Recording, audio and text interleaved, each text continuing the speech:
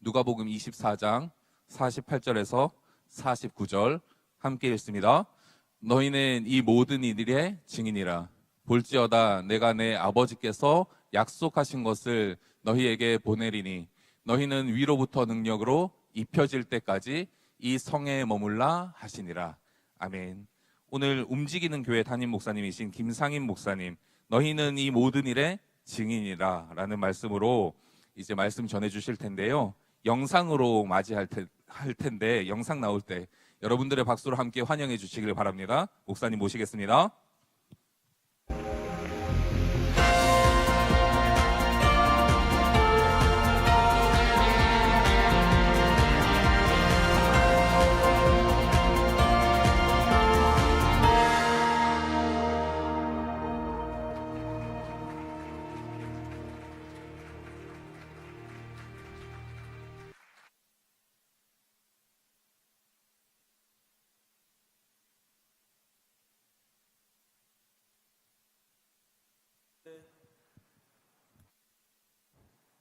네, 여러분 소개받은 김상희 목사입니다. 여러분 반갑습니다. 네, 여러분을 보면서도 그런 생각을 하는데요. 여러분 현상은 진리가 아닌 줄 믿습니다. 네, 현상을 받아들이는 수밖에 없는 환경 가운데 우리가 있지만, 그럼 이런 시간이 왜 필요할까라는 생각이 들었어요. 현상을 해석할 수 있는 힘이 필요하다고 저는 믿습니다. 우리가 생각하지 못하는 많은 변화 속에 그 현상들이 우리의 삶에 침투하고 있지 않습니까? 그러나 그것이 진리는 아니라고 믿습니다. 여러분 동의하십니까? 진리는 변하지 않는 것이죠. 우리의 삶에 어려움들이 있지만 이런 시간들을 통해서 다시 한번 그 진리가 무엇인지를 확인하고 우리의 현상을 해석하며 우리가 돌파할 수 있는 그런 시간이 되었으면 좋겠습니다. 오늘 말씀의 제목은요, 너희는 이 모든 일의 증인이라. 여러분, 이 3주간의 여정에 제가 첫 시간의 문을 열게 되는데 여러분 주제 그대로 제가 좀 말씀을 준비해야겠다라는 생각이 있었습니다. 첫 번째 여러분과 좀 나누길 원하는 것은요, 여러분 증인은 어떻게 되는 걸까라는 부분을 좀 나누고 싶습니다. 여러분 증인이라는 말 우리가 참 많이 들어보지 않았습니까? 증인은 과연 어떻게 되는 걸까요?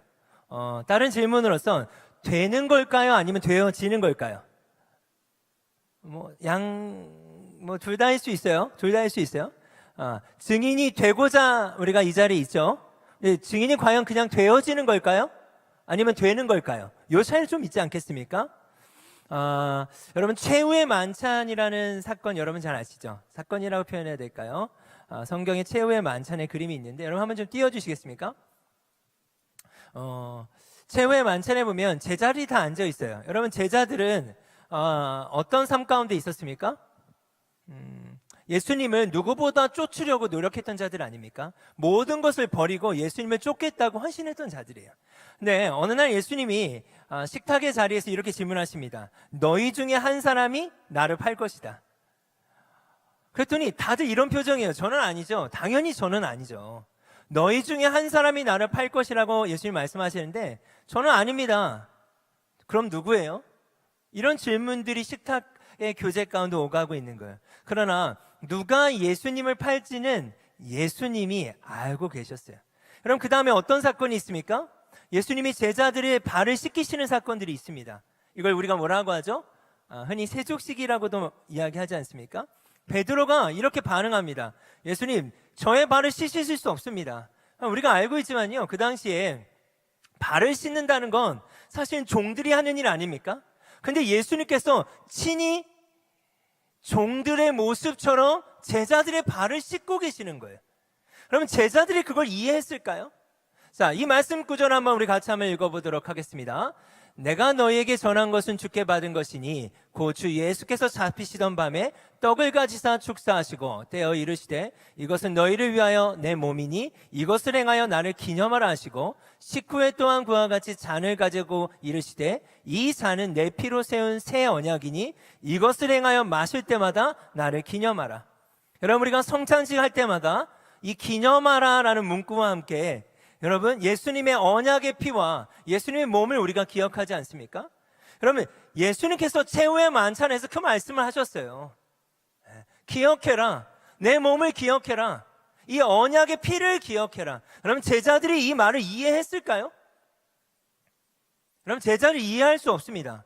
이 상황을 이해할 수 없어요. 예수님은요, 누가 자신을 부인하고 누가 자신을 팔지를 알고 계셨어요.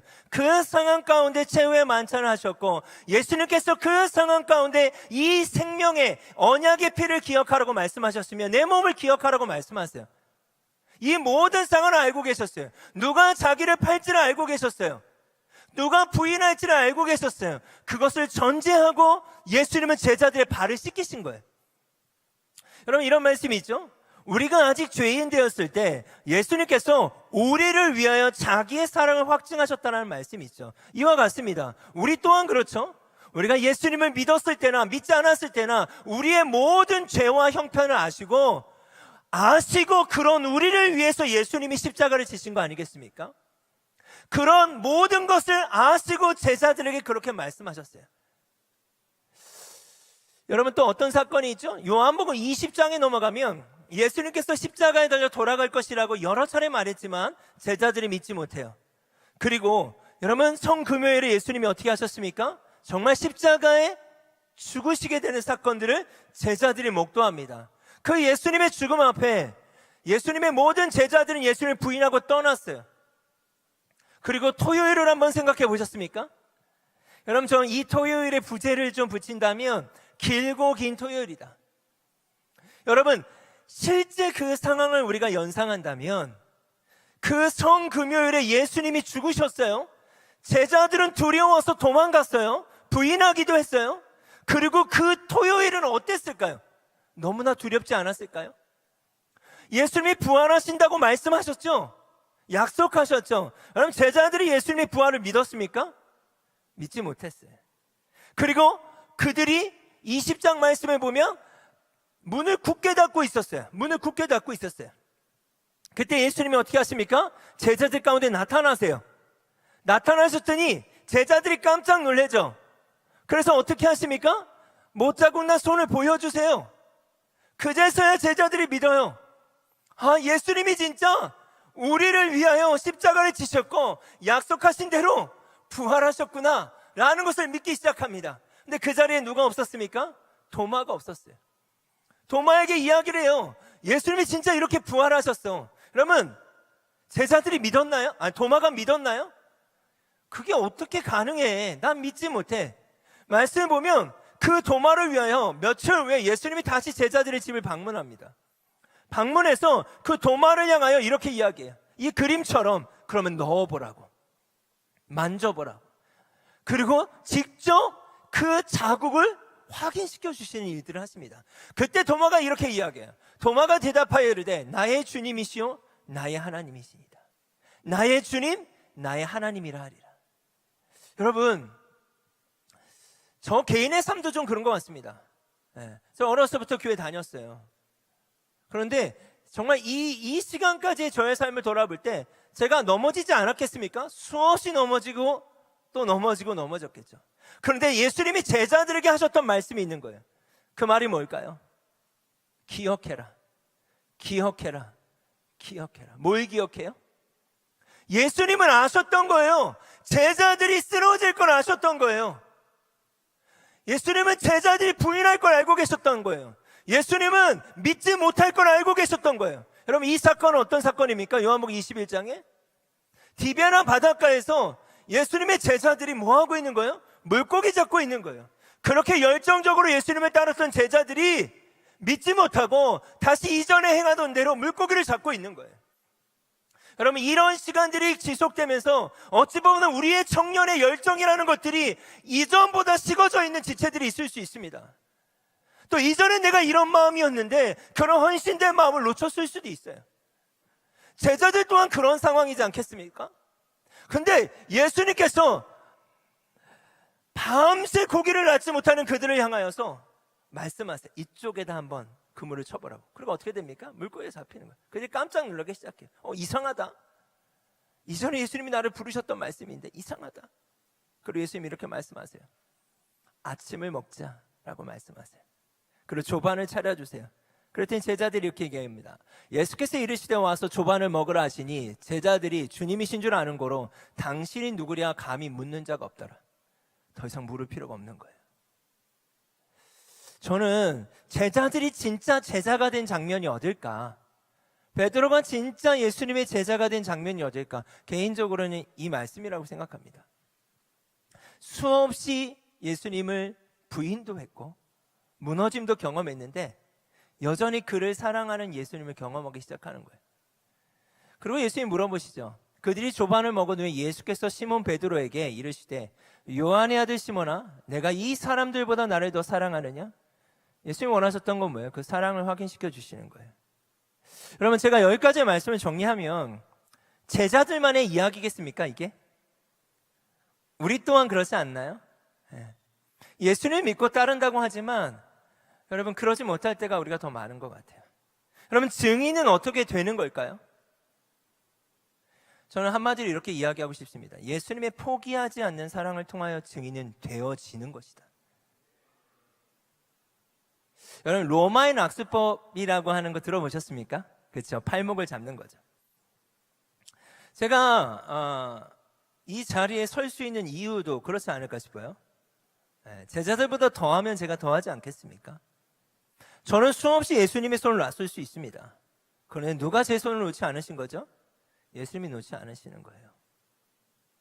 저는 이 성찬식의 말씀을 확인할 때마다 저에게 감동인 것은 뭐냐면 제가 주님 앞에 갈 자격이 없어요. 여러분, 우리 또한 그럴 수 있어요.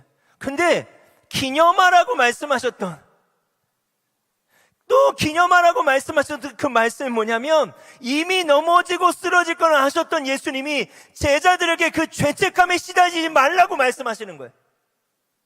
나는 너희가 넘어지고 쓰러지고 부인하고 나를 믿지 못할 걸 알았어.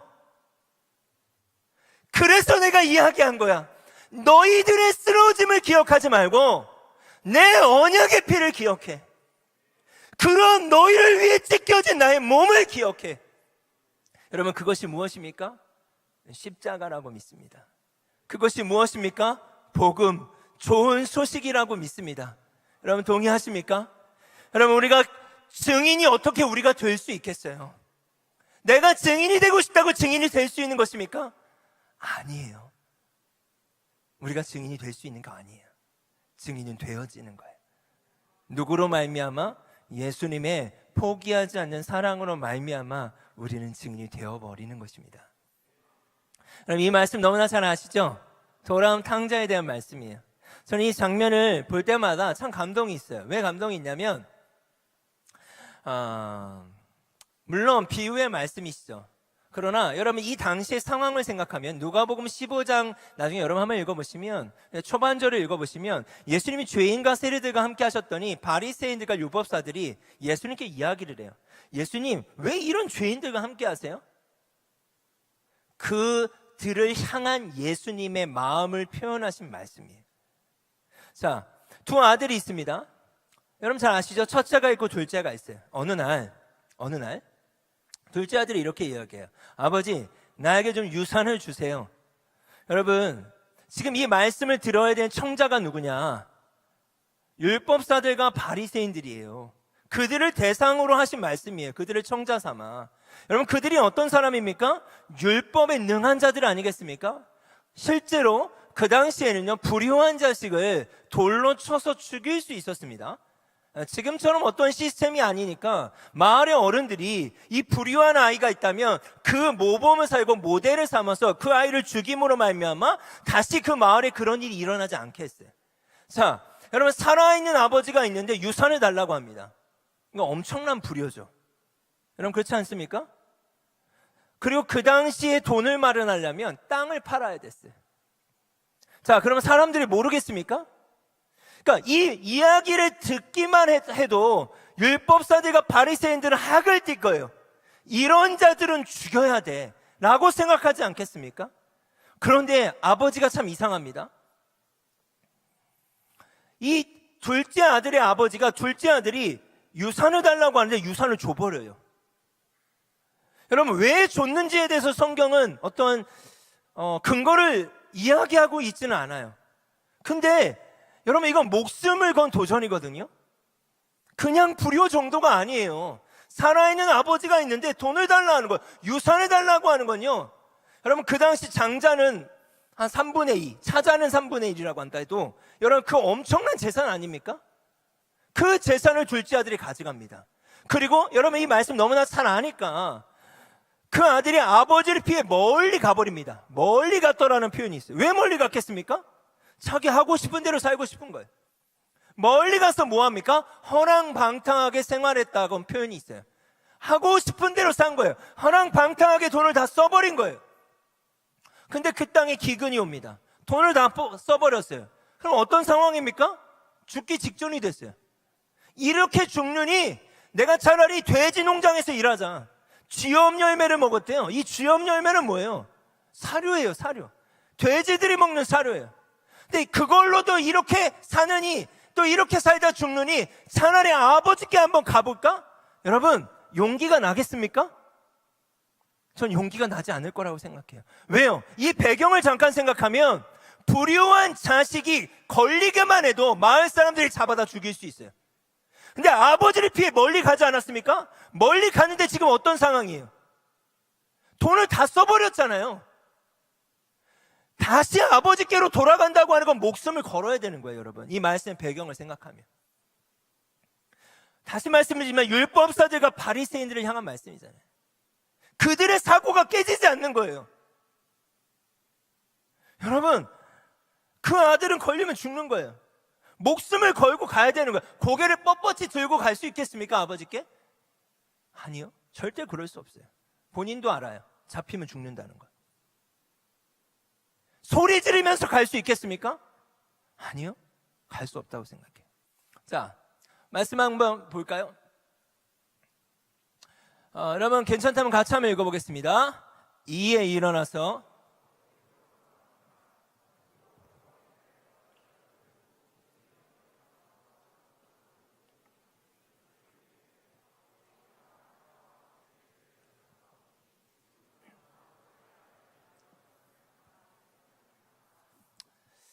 제가 이해가 안 갔어요. 왜 아버지가 유산을 줬을까, 둘째 아들에게. 근데 아버지가 이해되기 시작해서, 저에게도 세 아이가 있거든요. 첫째가 중학생이고 둘째가 5학년, 막내가 초등학교 1학년이에요. 근데 세 아이가 다 달라요. 돈을 주면 어떻게 쓸지도 알아요. 그건 저의 생각입니다. 아버지로서 자녀를 둔. 아비가 엄청난 이 돈을 줬을 때 이 자녀가 어떻게 쓸 거라는 걸 저는 아버지가 알았을 거라고 생각해요. 근데 아까 그 말씀이 어떻게 되어 있습니까? 아직도 거리가 먼데. 아버지는 이 아들이 돌아올 것도 아는 거예요. 허랑방탕하게 돈을 다 써버리고 돌아올 것도 아는 거예요. 그리고 어떻게 하는 거예요? 기다리는 거예요. 노심초사. 왜요? 아버지가 기다리지 않는 그 순간 다른 사람들이 이 아들을 발견해서 죽일 수가 있는 거예요, 여러분. 아직도 거리가 먼데. 뭐 그때 만안경이 있었겠습니까? 여러분 핸드폰이 있었을까요?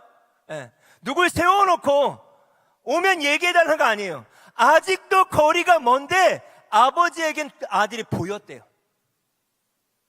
이 말은 뭐예요? 계속 기다리고 있는 거예요. 자, 그렇다면 아들에게는 아버지가 보였을까요? 저는 안 보였을 거라고 생각해요. 그래서 아버지가 어떻게 반응합니까? 아까 그림 같아요. 우리 그림 한번 볼까요? 아까 그림에 보면 아버지가 활짝 웃는 모습으로 달려가는데 아들은 지금 어떻게 하고 있어요? 고개를 숙이면서 거지처럼 오고 있는 거예요. 자, 이런 그림이죠. 자, 근데 이 말씀을 자세히 보세요. 아직도 거리가 먼데 아버지가 그를 봤어요. 둘째 아들이 아버지를 본 게 아니에요. 보고 어떻게 화가 난 게 아니에요. 측은히 여겼대요. 그 다음 어떻게 했어요? 달려갔대요. 달려가서 어떻게 했어요? 목을 안았대요. 자, 여러분 제가 한번 질문해 보겠습니다. 아버지가 봤죠. 그 다음에 측은히 여겼죠. 그 다음에 어떻게 했다고요? 달려갔대요. 왜 달려갔을까요? 자, 여러분 율법사들과 바리새인들이에요. 그런 둘째 아들이 걸어오는 모습을 봤고 이 아들은 뭐예요? 유산을 가져다가 다 허랑방탕, 그냥 쓴 것도 아니고 허랑방탕하게 그냥 쓰고 싶은 대로 다 날린 자예요. 자, 여러분 같으면 어떻게 하겠어요? 이 사람을 잡아다 죽여야 되지 않겠습니까? 그 당시에 어떤 문화로 본다면. 근데 아버지가 어떻게 하는 거예요? 달려가는 거예요. 막 달려가는 거예요. 그리고 어떻게 하는 거예요? 목을 안는 거예요. 저는 이 장면을 보고 개인적으로 어떤 생각을 했냐면 이것이 바로 십자가구나. 이런 생각을 하게 됐어요. 예수님이 제자들을 아셨던 것처럼 예수님이 저를 아세요. 여러분의 삶을 알고 계세요. 우리에게 아직 생명이 있지 않습니까? 하나님이 생명을 허락하셔서 여러분이 삶을 살아가고 있어요. 하나님이 여러분이 어떻게 삶을 살고 있는지 이미 알고 계세요.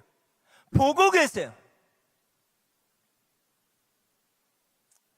여러분, 예수님 믿으십니까? 예수님을 믿는다는 게 뭘까요? 저는 결혼 생활이라고 생각해요. 예수를 믿는 결혼 생활. 그럼 제가 이렇게 질문 한번 해볼까요? 예수님과 어떤 결혼 생활을 하고 계세요?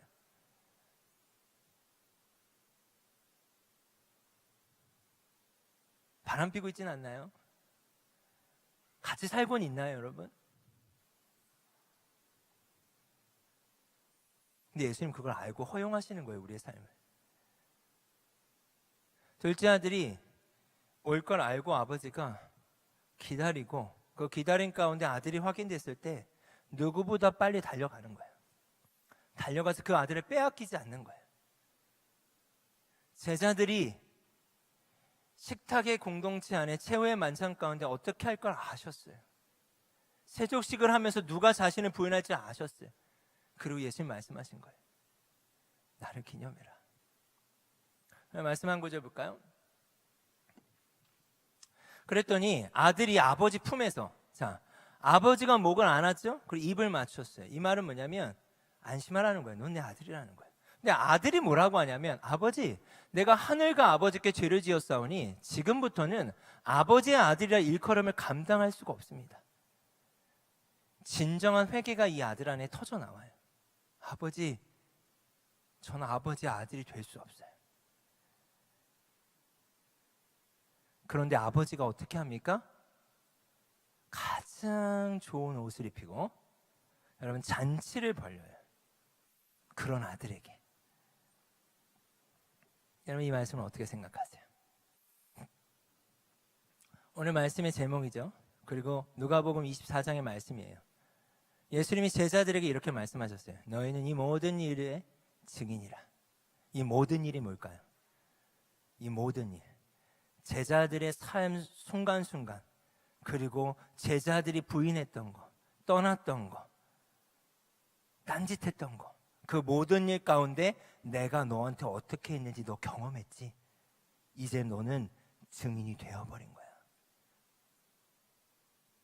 둘째 아들아, 넌 이렇게 살았지만 그런 너를 기다리고 있었던 나의 품, 그리고 내가 너를 어떻게 안아줬는지, 그리고 내가 너를 어떻게 품어줬는지, 그리고 그런 너를 향해 내가 어떠한 잔치를 벌였는지 너 경험하지 않았니?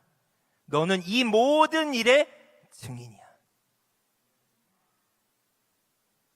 여러분, 그렇다면 여러분은요, 증인이 되어버렸는지 몰라요. 이전에 제가 훈련을 막 열심히 청년들을 시키면 훈련을 통해 제자가 되는 줄 알았어요. 물론 그런 부분이 필요합니다. 그런 측면도 필요하지만 제가 좋아하는 단어가 있습니다. 물들다라는 단어예요. 물들다. 여러분, 제가 여기 오기 전에 이 근처에 제가 저희 성도가 살아서 일찍 와가지고 같이 밥을 먹었어요. 밥을 먹고 순댓국을 먹었습니다. 근데 왠지 이게 좀 신경 쓰이더라고. 안 튀기려고 조심했어요. 안 튀기려고. 그럼 뭐 음식이 그냥 묻는 거죠. 순간적으로 묻죠. 음식이 잘못 먹으면. 그건 그냥 묻는 거예요. 하나의 그냥 사건일 수 있어요. 그런데 증인이 된다. 이 모든 일에 너희가 증인이라고 하는 건 그런 순간의 하나하나의 어떠한 점을 이야기하는 게 아니에요. 그 모든 것 가운데 내가 너에게 어떻게 반응했는지에 대한 경험을 이야기하는 거예요. 그거는 묻는 게 아니라 물들어 버리는 거예요. 그런 면에서 저는 증인이 어떻게 되는가? 증인이 되어져 버리는 것일 수 있다. 증인이 되고 싶다고 되는 게 아니라 그분의 포기하지 않는 사랑으로 말미암아 증인이 되어 버렸는지 모른다. 저는 여러분 이렇게 함께하고 있는 여러분, 또 온라인으로 함께하고 있는 지체들, 여러분이 이미 무슨 훈련 코스를 통과해서 증인이 되는 게 아니라, 그게 중요하지 않다는 건 아닙니다. 그분이 여러분을 포기하지 않고 있고 여러분의 삶의 영역에서 그걸 부인할 수 없다면, 이미 여러분은 여러분의 삶의 모든 것에 증인이라고 예수님 말씀하고 계시는 거예요. 이걸 우리가 부인할 수는 없다고 생각합니다. 여러분 이미 그런 면에서 증인이라고 믿습니다. 자, 그럼 두 번째, 그렇게 우리가 증인이 되어버렸어요. 그렇다면 어떻게 증인의 삶을 시작해야 될까요? 여러분이 증인이 아니라고 이야기하실 수 있습니까? 이야기할 수 없잖아요. 증인이 되어버렸잖아요. 그분이 여러분이 포기하시지 않았잖아요. 제자들을 끝까지 사랑하셨던 것처럼 우리 또한 그분이 포기하시지 않았잖아요. 그래서 여러분 증인이 되셨잖아요. 이 모든 일에 여러분 증인이잖아요. 여러분의 삶의 그 모든 일에 여러분 증인이시잖아요. 그럼 어떻게 그 증인의 삶을 시작할 거냐는 거예요. 그럼 이 한 구절의 말씀이 좀 중요하다고 생각하는데요. 같이 한번 읽겠습니다. 새 계명을 너희에게 주노니 서로 사랑하라. 내가 너희를 사랑한 것 같이 너희도 서로 사랑하라. 너희가 서로 사랑하면 이로써 모든 사람이 너희가 내 제자인 줄 알리다. 그럼 전 제자라는 말과 증인이라는 말을 같이 보고 싶습니다. 내가 너희를 사랑한 것처럼 너희도 서로 사랑하래. 증인이 된 자만이 증인의 삶을 살 수 있습니다.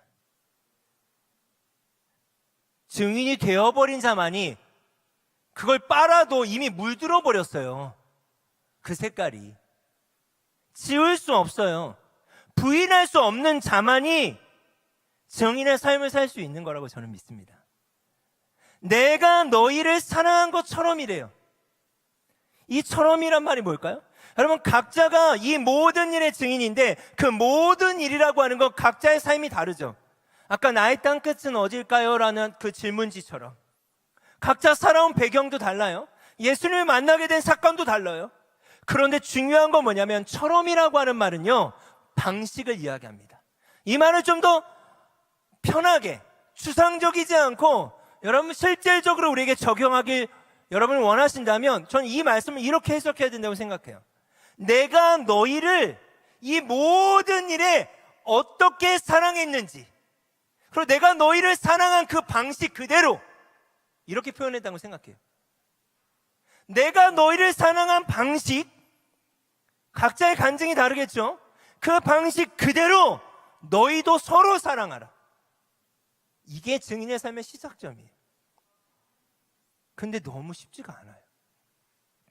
그렇게 사랑하면 모든 사람이 너희가 내 제자인 줄 알 거야. 여러분, 이 그림은요, 늑대와 양에 대한 그림이에요. 저는 2018년도에 3월에 홍대 이사를 왔습니다. 그 전에는 제가 분당에 살았고, 분당에서 이제 여러분과 같은 청년들을 섬겼어요. 그래 하나님 주셨던 마음이 있어서 홍대로 제가 집을 이사했어요. 3월에 2018년 3월에 6월에 교회를 개척했습니다. 그러니까 사실은 이제 4년 차를 맞이하고 있거든요. 얼마 되지 않았습니다. 저도 열정이 있어요. 왜 없겠습니까? 그렇죠? 여러분처럼. 근데 이게 특별한 말씀이라고 제가 적용하고 싶지 않아요.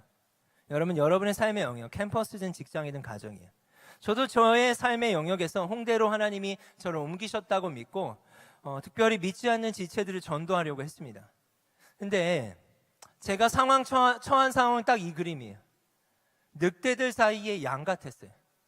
여러분, 제가 그냥 이렇게 모르겠습니다. 그냥 이렇게 외적으로 보면 제가 늑대지 양은 아니거든요. 네, 근데 이런 거 있지 않아요? 내가 복음을 막 전하려고 하면 쭈그러드는 거예요.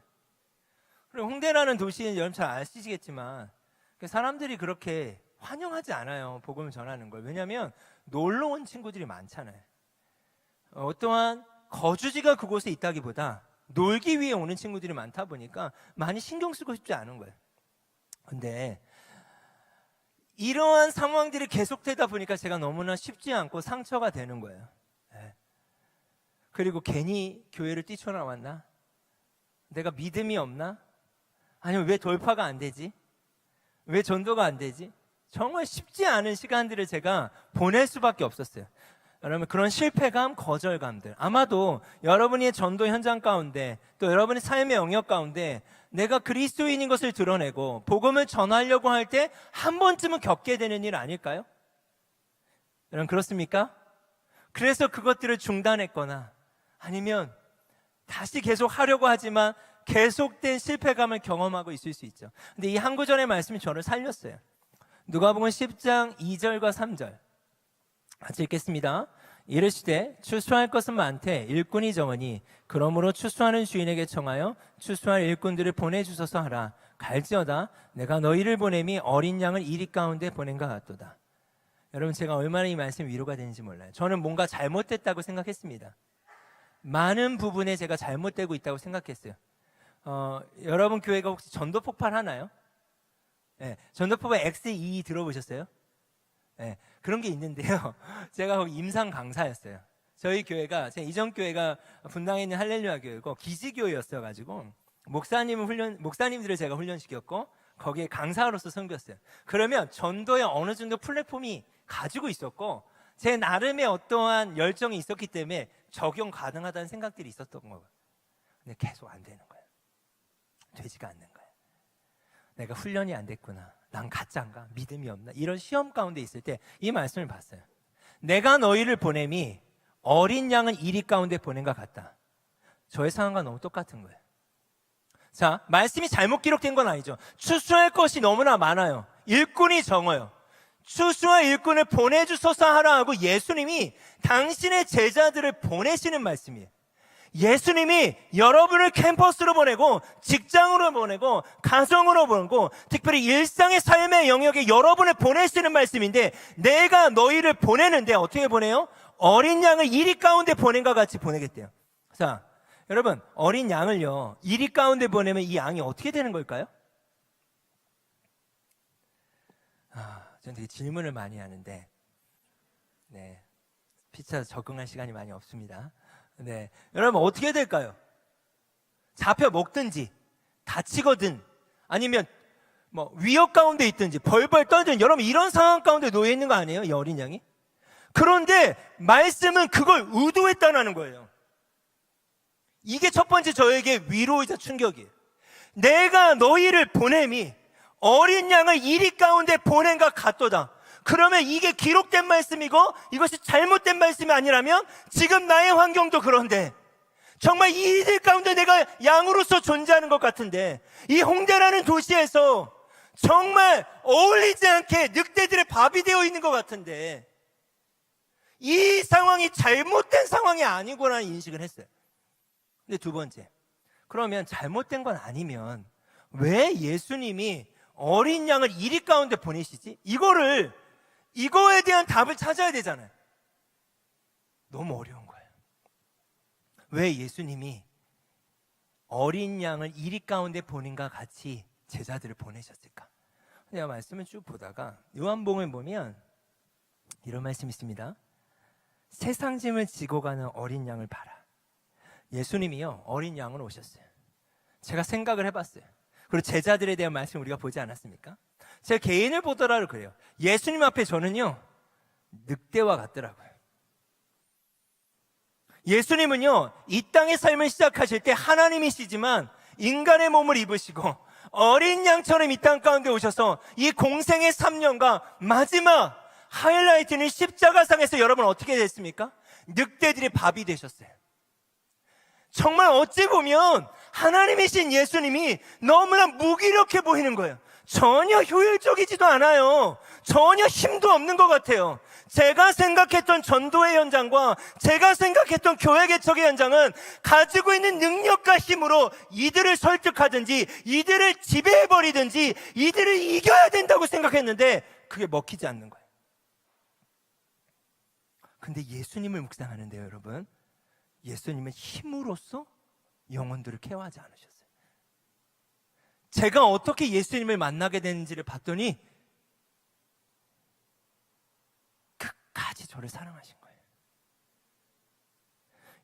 예수님이 그 늑대들에게 오히려 채찍에 맞으셨고 옆구리에 창에 찔리셨고 가시 면류관을 쓰셨고 어찌 보면 악의 절정에서 그 악의 절정으로 가는 그 하이라이트에 몸을 내주셨어요. 그런데 놀라운 건 뭔지 아십니까? 그 악의 절정에서 영광의 절정을 이루세요. 이게 하나님의 나라예요. 힘의 논리로 우리를 지배하려고 하셨다면 여러분, 우리 이 자리에 없어요. 예수님이 어떠한 힘과 능력으로 우리를 지배하려고 하셨다면 우리가 예수님 만날 수 있을까요? 제가 이 일을 이렇게 정리해봤습니다. 그러면 이리들 사이에 어린 양으로 예수님은 어떻게 존재하셨는가? 어떻게? 저를 한번 따라해 볼까요? 예수님은 끝까지 사랑을 남기셨다. 이거더라고요. 예수님은 그 마지막 순간까지요, 사랑을 남기셨어요. 그 남겨진 사랑이 우리를 물들게 하는 거예요. 자, 그렇다면 여기까지 정리합시다. 여러분, 증인이 이미 되어버렸어요. 그것에 당황하시지 않았으면 좋겠습니다, 여러분. 아, 나는 막 증인이 돼야지. 아니요, 여러분 이미 증인이 되어버렸어요. 그걸 부인할 수 없다면. 그럼 어떻게 증인된 삶을 살아야 돼요? 예수님이 여러분을 사랑하신 것처럼이에요. 그럼 예수님이 여러분을 어떻게 사랑하셨어요? 끝까지 무엇을 남겼다? 사랑을 남기셨어요.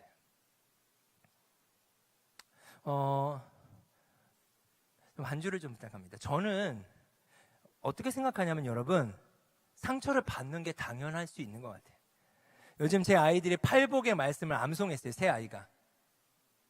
의를 위하여 핍박을 받는 자가 복이 있다고. 어제 저희가 가정 예배를 드리면서 제가 매일 성경 말씀을 보는데 어제는 십계명이었어요. 그래서 아이들 3명한테 십계명을 아이들이 다 외웠거든요. 그 외운 걸 한 명씩 시키고 팔복의 말씀을 한 명씩 시키는데 의미가 다 뭔지 모를 수 있어요. 의미가 무엇인지 모를 수 있지만 아이들이 그 말씀들을 암송하고 읽는데 제 마음이 얼마나 뜨거웠는지 몰라요. 제 자녀들이 앞으로 살아가야 될 삶은요, 의를 위하여 핍박을 받아야 되는 거예요. 예수님이 이렇게 말씀하십니다. 예수님이요, 제자들에게 부하로 나타나셔서 이렇게 말씀하셨어요. 베드로에게 특별히 이렇게 말씀하셨어요. 뭐라고 말씀하셨냐면, 네가 젊어서는 네 하고 싶은 대로 살았어. 그런데 베드로야, 너 그거 하니? 너 이제 순교를 당해야 돼. 쉽게 풀이하면 이 말씀이에요. 그런데도 너 나를 쫓을 수 있니? 그리고 예수님이 뭐라고 말씀하셨는지 알아요? 아버지께서 나를 보내신 것 같이. 지금 어떤 모습이에요? 부활의 모습이에요. 지금 어떤 모습이에요? 못자국과 창자국과 여러분, 그 흔적들이 있는 모습, 부활의 몸이에요. 아버지께서 나를 이렇게 보내셨어. 그런데 이제 나도 너희를 그렇게 보내야 돼. 그리고 말씀하셨어요. 샬롬. 성경구에 이렇게 돼. 평안할지어다. 성령을 받으라. 아버지께서 나를 보내신 것 같이 나도 너희를 보내노라. 예수님이 여러분을 사랑하신 것처럼 그대를 우리가 사랑해야 되는 거예요. 예수님이 늑대들 사이에 밥이 되시고 무기력해 보일지 모르지만, 비효율적으로 보일지 모르지만 그렇게 물과 피를 쏟으셨기 때문에 우리가 예수님을 믿을 수 있는 거예요. 그런데요, 그렇게 사는 것은 특별하다고 생각하고 훈련이라고 생각해요. 여러분, 여기서 시작점이 틀려진 거예요. 훈련을 받는다고 되나요? 안 되더라고요. 증인이 되어버렸다면 증인된 삶이 요구되는 거예요. 제 자녀가 팔복의 말씀을 암송하는데 제가 아비로서 우리 아이들을 보내야 되지 않겠습니까? 예수님의 마음이 조금 느껴지는 거예요. 산이야 다니야 별이야, 너는 핍박을 받아야 돼. 의를 위하여. 여러분, 그렇게 교회는 세워졌고요, 그렇게 복음은 전해졌어요. 근데 우리가 그렇게 끝까지 사랑할 수 있을까요, 여러분? 그게 너무 어려워요. 여러분, 사도행전 1장 8절의 말씀 잘 아시죠? 제가 마지막 세 번째로 나누길 원하는 건 나의 땅끝이에요. 오직 성령이 너에게 임하시면 너희가 권능을 받고 예루살렘과 온 유대와 사마리아와 땅끝까지 이뤄내 증인이 되리라. 여러분, 저에게 오늘 좀 특별한 메시지가 하나 왔습니다. 좀 부끄럽지만 오늘의 예배 때문에 왔나? 이런 생각이 들었어요. 제가 되게 두려워하는 전화가 있어요. 한 자매의 전화예요. 근데 사실 오늘인가요? 어젠가 두 통의 그 자매에게 연락이 왔는데 제가 안 받았어요. 받고 싶지 않았어요. 저의 부끄러움이에요. 왜냐하면 제가 상처가 있어요. 이전 교회에 있을 때 이 자매는요, 노숙을 했어요. 노숙하는 자매인데 정신적으로 너무 어려웠어요. 부모님이 이혼하시고 아버지가 알코올 중독자고 폭력이 있고, 그러다 보니까 이 아이가 밖으로 내쳐진 거예요. 근데 교회는 잘 나왔어요. 근데 쉽게 이야기하면 늘 돈을 뜯어가는 거예요. 그리고 사고를 쳐요. 그럼 제가 수습을 해야 돼요. 근데 여러분, 여기서 다 이야기할 수 없는 정말 어마어마한 일들이 많습니다. 어마어마한 일들을 제가 많이 당하게 돼요. 얘 집에 왜 안 데려가 봤겠어요? 얘 아버지를 왜 안 만나 봤겠어요? 얘가 살 집을 왜 안 마련해 줘 봤겠어요? 고시원이라도. 얘가 할 수 있는 직장을 왜 안 잡아줘 봤겠어요? 근데 안 되는 거예요. 정신적인 문제로. 너무나 제가 지치는 거예요. 왜냐하면 그때 교회에 3층이 목회실이 있었어요. 이제 엘리베이터가 5개였는데 그 중에 3호기를 타면 3층 딱 문 열리면 바로 목회실이에요. 다른 길이 없어요. 그러니까 목회실 앞에서 저를 기다려요. 밤을 새고. 저를 밤을 새고 기다리는 건 아니죠. 밤에 어떻게 막 노숙하다가 새벽에 교회 새벽 기도차 타고 오든 걸어오든 교회로 와서 기다리고 있는 거예요. 그러니까 제가 출근하면 만나겠습니까? 안 만나겠습니까? 무조건 만나면 몇 시간 잡혀 있는 거예요. 왜 그러면 제가 안 만나주면은 목회실 직원부터 목사님들 이렇게 막 소리를 질러요. 그러니까 어떻게 해요? 제가 청년부 담당인데 이 아이를 데리고 상담실로 들어가면 이제 막 엄청난 욕들을 저에게 해대요. 그래서 어느 날 제가 이 아버지를 만났어요. 그리고 다 알아봤어요. 정신병원을 알아봤어요. 왜 그러냐면 노숙한 지가 너무 오래됐고 영양 상태도 너무 안 좋고 여자로서 위험한 게 너무 많은 거예요. 그래서 이 아버지를 만나서 제가 설득을 했어요. 그리고 좋은 병원을 알아보고, 아버님 이대로 두면 안 됩니다. 그리고 정신병원이 그런 게 아니라 그 시설이 좋은 약을 찾게 해서 결국은 그 약을 발견하면 다시 태어날 수 있습니다. 저희가 다 알아봤어요. 재정적으로 필요한 것도 알아보고. 자, 그리고 아버지하고 이제 약속을 했어요. 그리고 어느 날 똑같이 그 자매가 목회실에 앉아 있었어요. 그리고 아버지가 전화가 와요. 저희 출발했습니다. 그랬더니 밑에 관리실에서 연락이 와요. 하얀 병원차가 들어왔대요. 보내드리라고 제가 그랬어요. 그리고 3호기를 타시라고. 3호기를 타고 딱 올라가는데요, 정말 영화처럼 하얀색 입은 두 분, 더 건장한 두 분이 내리고 얘 아버지가 손가락을 딱 이렇게 했어요. 제가 내 딸입니다. 근데 그 상황 가운데 이 자매는 영문도 모르죠. 그리고 양쪽에 팔을 딱 끼더라고요. 그리고 끌고 가는 거예요. 근데 저한테 소리를 쳤어요. 목사님, 왜 보고만 있어요? 목사님 딸이면 그렇게 할 거예요. 근데 제가 합리화를 했어요. 어떻게 합리화를 했냐면, 내가 할 만치 다 했잖아. 그리고 이 아이를 위한 거잖아. 그리고 실제 그 아이를 위한 거였어요. 이 두 마음이 싸우면서 참 쉽지 않은 시간들을 보냈어요. 그때 여기까지 올 동안 저는 매일마다 목회실에서 그 아이를 만나야 될 때 제가 암송했던 말씀이요, 사도행전 1장 8절이에요. 오직 성령이 너에게 임하시면, 주님, 저 증인 될 수가 없어요. 예수님이 사랑하신 것처럼 절대 이 아이를 사랑할 수가 없어요. 성령님 도와주세요. 오늘 누가복음 말씀에 너희가 이 모든 일의 증인이라. 그런데 뭐라고 그랬어요? 성령을 받기까지 이 성에 머물라는 거예요. 왜요? 우리의 힘으로 증인의 삶을 살 수 없는 거예요. 제자들에게도 사도행전 1장에 말씀하시죠. 해반은 후에 예수님이 40일 동안 나타나셨대요. 하나님 나라의 일을 가르치셨더래요. 그리고 뭐라고 했냐?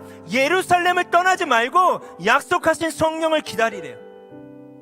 오직 성령이 너희에게 임하시면 너희가 권능을 받고, 여기서 이 권능이라는 단어의 뜻은 뭐냐? 하늘로부터 주어지는 능력이에요. 우리 힘으로는요, 여러분, 증인된 삶 살 수 없는 거예요. 예수님이 우리를 사랑하신 것처럼 사랑할 수 없어요. 잠깐 가능해요. 지속적으로 어려워요. 매일같이 이 말씀을 암송했어요. 그리고 이 아이가 이제 정신병원에 들어갔어요.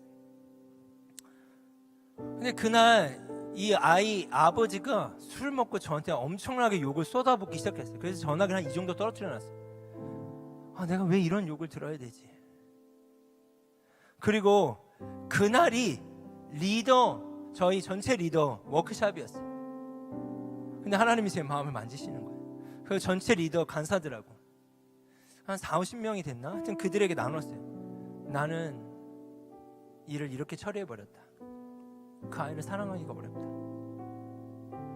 여러분, 정말 그 마음 아픔 가운데 같이 기도하고 다음날을 맞이했어요. 근데 여러분, 다음날 내가 딱 출근을 했어요. 근데 그 아이가 있는 거예요. 내가 주저앉을 뻔했어요.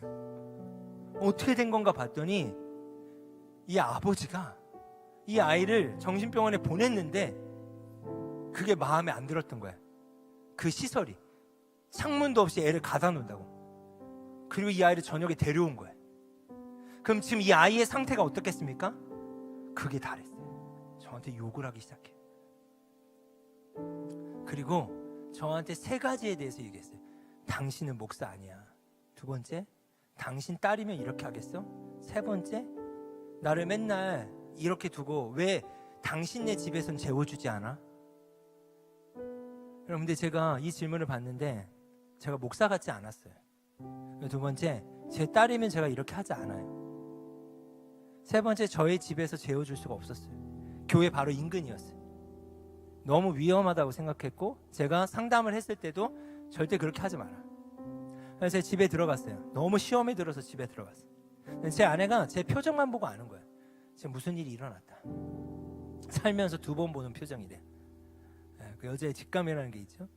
뭔 일이냐, 이래 하다 그랬더니 제 아내가 그러는 거예요. 당신이 할 수 있는 거 다 하지 않았냐. 여러분, 하루 이틀이 아니라 한 3년 이상을 제가 이렇게 섬겼거든요, 이 아이를. 당신이 뭘 더 하냐. 근데 이 자매가 나한테 이렇게 얘기하고 이렇게 얘기하고 이렇게 얘기하더라. 근데 그게 통과가 안 된다. 근데 내가 목회를 못 할 것 같다. 그러니까 제가 너무 시험에 들어가지고 사역을 못 할 것 같다, 이 상태로는. 그랬더니 제 아내가 그러면 그렇게 해보자고. 그래서 어떻게 했냐, 이 아이를 저희 집에 데리고 왔어요. 근데 우리 아이들이 냄새도 나고 경계를 하는 거예요. 밥을 줘도 안 먹고. 그리고 이 여자아이가 또 바로 나갔어요. 그러니까 우리를 시험하는 거예요, 저를. 감사하게 계속 오지 않더라고요. 감사한 건가, 아무튼. 그리고 또 사건에 연루돼서 법원을 가고 경찰서를 가고. 그리고 제가 교회를 떠나온 거예요. 떠나와도 문제가 너무 많았어요. 이 아이를 받아주는 사람이 없으니까 제가 너무 시달리는 거예요. 그런데 오늘 어떤 메시지가 왔냐면 진짜 몇 년 만에 두려웠죠. 전화를 안 받으니까. 근데 카톡을 온 거예요. 목사님, 대답을 안 했어요. 뭘 또 요구하기 시작할까 봐. 그런데 제가 해야 되겠더라고요. 잘 지냈니? 잘 지냈어요. 어디에서 지내니?